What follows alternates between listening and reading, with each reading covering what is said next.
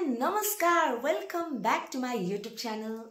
So हजुरहरू सन्चै हुनुहुन्छ होला। आजदेखि मैले युट्युबमा पनि भ्लगिङ सुरु गरेको छु। हेर्नु नभुल्नु होला। म चाहिँ जस्ट उठेर अहिले ब्ल्याक टी पिएर आएको छु है। अनि उसले चाहिँ हल्का मेरो क्यामेरा स्ट्यान्ड गरिदिरहेको छ। आउने पनि hello and good morning all of you. हजुरहरूलाई स्वागत छ सरुदी भ्लगमा। नो सरुराई तामाङमा। ओके गाइज, हजुरहरू नयाँ हुनुहुन्छ भने युट्युब च्यानललाई सब्सक्राइब गर्नुहोस् होला। यो मेरो लङ भिडियो रहनेछ। कृपया सरुराई तामाङ फेसबुक, युट्युब एन्ड इन्स्टाग्राममा पनि फलो गरिदिनुहोस् होला है त। Stay tuned.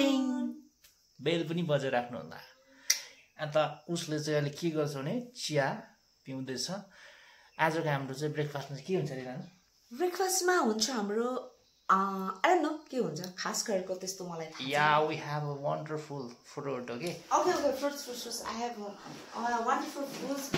यो चाहिँ फेभरेट त होइन है, तर यसमा चाहिँ यति धेरै vitamins A, vitamins B, vitamin C, everything अब यसमा एभाइलेबल छ। यसलाई भन्छौँ हामी सरिफा या त सीताफल। सो देखते रहिएगा, मैं ये खाऊंगी। ओके गाइस, म चाहिँ खाना थालिसकेको छ हो। यसरी अलिकति दानाले 45% चाहिँ खाने यसबाट खाने कुराहरू पाउँदो रहेछ। नत्र भने बोक्रा र दानाले हेभी डिस्टर्ब गर्छ यसले। तपाईँलाई के कस्तो लाग्छ? दानाको चाहिँ म एकदम बिरुवा राख्छु। हजुरहरूलाई पनि भोलिपछि सेयर गर्छु है त। बेसी स्विट रहेछ, टु मच स्विट। डायबिटिज पेसेन्टहरूले अलिकति इग्नोरै गरेको राम्रो। सुगर पेसेन्टहरूले यो अलिकति आँगन चाहिँ डरलाग्दो झार पलाएर हेर्नु नि कस्तो भएछ हो। अनि यहाँ करेला कि झिङ्गे नि उम्रेछ। यो करेला कि झिङ्गे नि हौ, खै झिङ्गे नि उम्रेछ। यहीँनिर हुने दिन्छु पटमै। अब यहाँनिर यहीँ फलाएर खानुपर्छ है झिङ्गे नि। यसपालि चाहिँ यस्तोमा जान्छ नि मजाले है। जिरेनियमको गति हेर्नु के गरेको तिमी? तमर्केको मुन्टा हेर्नु यत्रो आयो। सरसफाइ चल्दैछ यहाँ चाहिँ हल्का हो। काम गर्छ नि मजाले, भन्नु पर्दैन।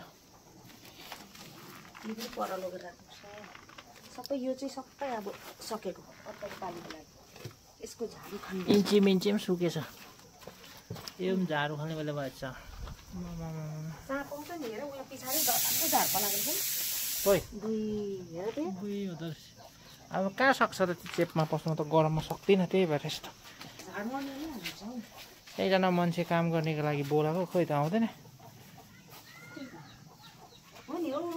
मलाई स्यालेरी दिएर त मै गर्थेँ। दिइहाल्छु तिमी, गर्छ नि गर। ठुलो कुरा है फेरि। ल ओके गाइस, त्यस्तो छ है हाम्रो काम चाहिँ हेर्दै गर्नु होला है। ओके गाइस है, ल अहिले चाहिँ हामी यहाँ यो चाहिँ आलु पकाउनु आँटेको। आलु चर्चरै है, यस्तो भएको छ। आलु चर्चरीको चाहिँ यो चाहिँ आलु पकाएर आज सब्जी चाहिँ आलु नै हाम्रो। अनि बन्दाकोपीको सब्जी छ है।